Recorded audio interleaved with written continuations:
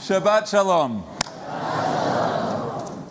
While the first half of the 8th century BCE in northern Israel may not strike you as the most obvious time or place to begin a sermon on the definition of a life of holiness, for reasons which, if you bear with me, I will make clear it is a necessary chronological and geographical foundation stone upon which any Jewish discussion of Kedusha, of holiness, must be situated. According to biblical scholars, the first half of the 8th century before the Common Era was both the best of times and the worst of times for ancient Israel. The Israelite kingdom, long since divided into two entities, Israel in the north and Judah in the south, was experiencing a period of unprecedented economic, political, and military prosperity, what the great Bible scholar Martin Noth called a kind of golden age. The defeat of Israel's northern neighbor in 796 and the expansion of Israel's trade relationship with Phoenicia in the south resulted in a period of power and prestige comparable only to the legendary kingdom of David. The monarchies of King Jeroboam II in the north and King Uzziah in the south, they were respectively each strong, and they lived at peace with one another. The borders of the joint kingdom, as described in the Book of Kings, extended to the south, north, and east from the entrance of Hamath as far south as the Sea of the Arava, a territorial expansion matched only by King Solomon.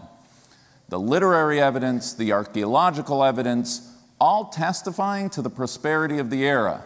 It was the best of times for ancient Israel. As the expression goes, life was good. Except, of course, for those for whom life was not good. Those for whom it was really, really bad, that it was the worst of times. As a professor of mine at the University of Chicago, Israel Knoll, remember the name, we're going to return to it, explains, despite, or more precisely, because of the unprecedented prosperity, a series of social and economic gaps began to develop in ancient Israel's society. As a nouveau riche class of landowners emerged, an entire segment of the population lost their claim to the land, forced to sell or be evicted from their ancestral plots in order to subsist. A world of haves and have-nots. The rich grew richer and the poor grew poorer, and those who were positioned to fix the social polarization were disinclined to do so for fear of losing their own power.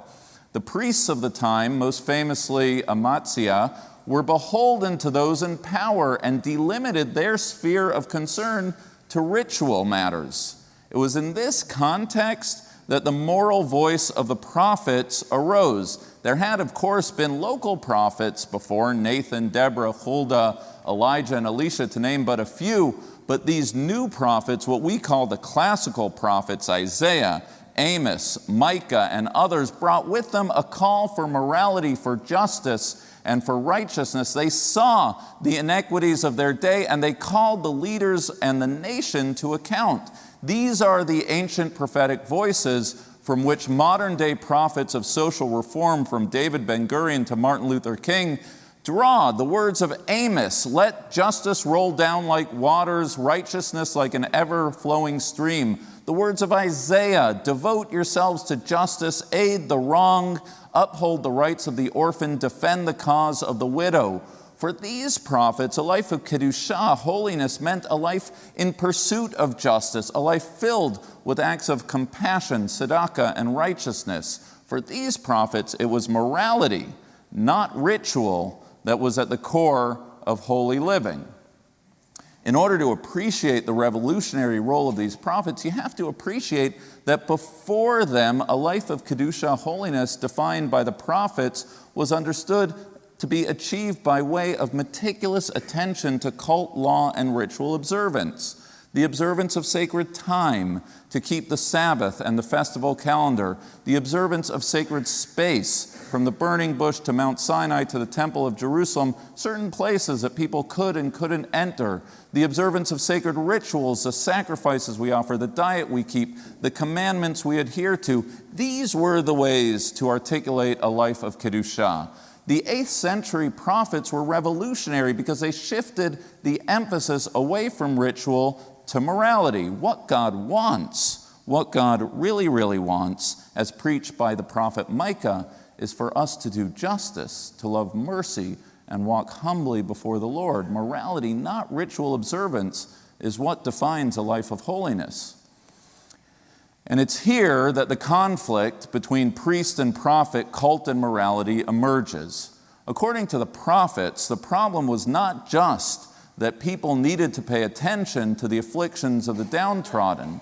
The problem was that it was those very folk, the priestly class and their devotees, who laid claim to living a life of Kedusha, who were the very people turning a blind eye, or even worse, the enablers of the injustices afflicting society.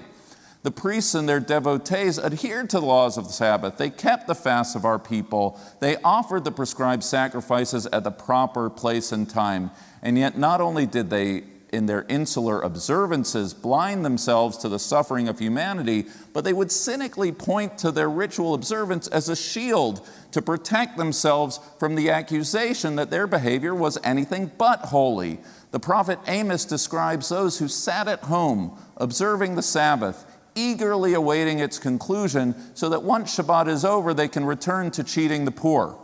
Those who lay on their ivory beds, reclining on the altar upon garments taken in pledge from the needy.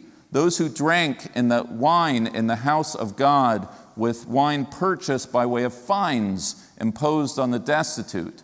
What need have I of your sacrifices, declares Isaiah, adding, your new moon and fixed seasons fill me with loathing. Though you pray at length, I will not listen. Your hands are stained with crime.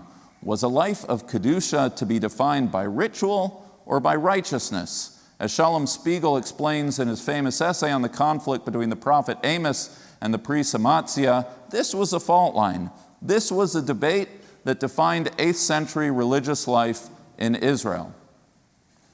All of which is a very, very long way to introduce our Torah reading and its definition of what constitutes a life of holiness.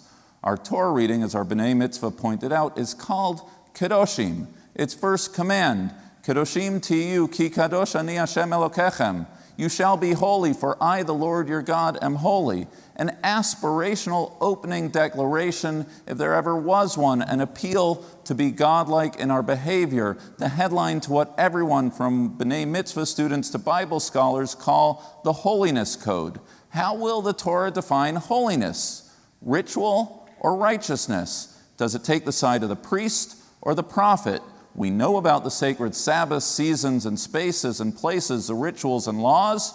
We hear the cry of Amos, Isaiah, and Micah, the prophetic call to build a just society. What is it going to be? What is the definition of a life of holiness? And we go no further than the very first verse to find our answer. Ish imo ve'aviv tirau ve'et shabtotai tishmeru ani Hashem Elokechem. You shall each revere your mother and father, and you shall keep my Sabbaths. I am the Lord your God. How shall you honor God? How shall you live a life of holiness? It's not either or, it's both. You honor the Sabbath and you honor your parents. The next verse commands a precise manner by which a sacrifice shall be offered, and the verse after that commands us to leave the edges of our fields for the poor. There's a set of ethical injunctions against defrauding our fellow, insulting the deaf, putting a stumbling block before the blind, sitting adjacent to the ritual rules prohibiting the mixture of certain seeds. In the same breath and with equal authority that the text invokes a universal appeal to love your neighbor as yourself, it mandates the most obscure prohibition against wearing wool and linen. The same text prohibiting forbidden sexual relations for fear of imitating the Canaanite cult reminds us to rise before the elderly and do no wrong to the stranger. It's not an easy Torah reading to get through because it bounces around from topic to topic, ethical and ritual, particular and universal. Most readers choose to focus on one or the other, but to do so, I think, misses the point. The point, the message of Kedoshim, is that it's not one or the other. It's both. To be holy is to observe ritual. To be holy is to live righteously. To be holy is to perform Jewish distinct acts. To be holy is to respond to the needs of all of humanity.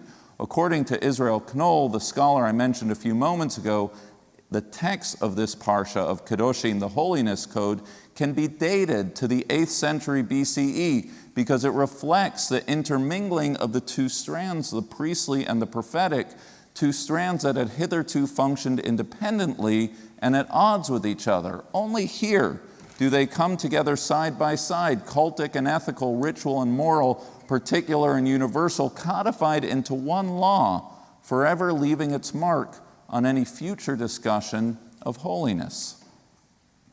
Now, you may or may not care about what happened in 8th century ancient Israel, and you may or may not care about discussions about when this bit or that bit of the Torah was edited and compiled. But what you must care about, if you want to have a discussion on the Jewish definition of holiness, is this Torah reading, a Torah reading which, if I need to remind you, sits in the very center of the very middle book of the Torah, the linchpin that holds everything together. In every age, at every stage of Jewish history, the debate has existed. Is the emphasis on ritual or righteousness, cult or morality? It's a question that gets to the core of everything, not just what God wants from the Jewish people, but what the world needs from the Jewish people. Do we keep our distinctiveness following covenantal laws of calendar, cult, and culinary preference that keep us distinct? Or do we follow laws that set us up in dialogue with the world at large and express our covenantal commitment to a shared humanity?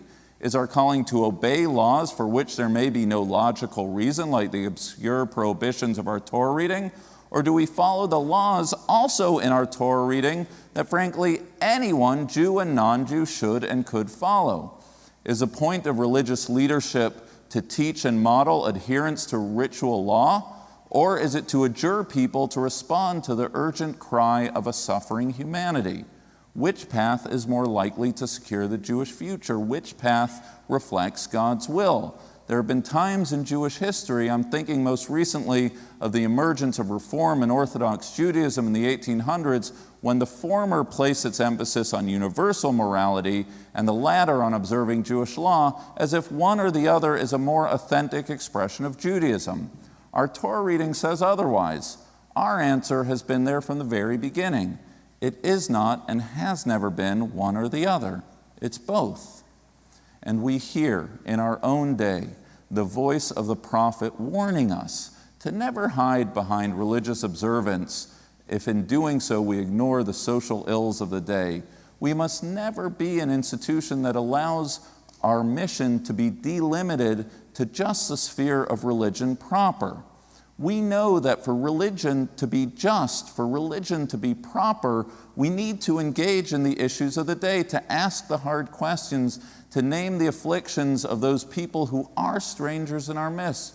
We need to exemplify a Torah of chesed, of compassion to each other and to the world, and to fight to mend this world through small and large acts of tikkun olam.